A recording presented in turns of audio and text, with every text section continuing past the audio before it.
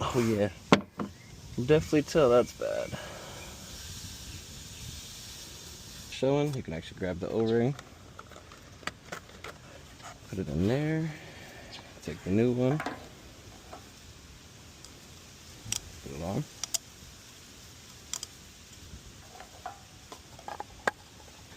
Alright, install the new one, put everything back.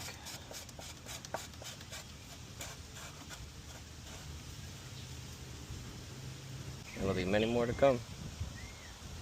It's kind of the boring part, but for those of you that are watching, I appreciate it.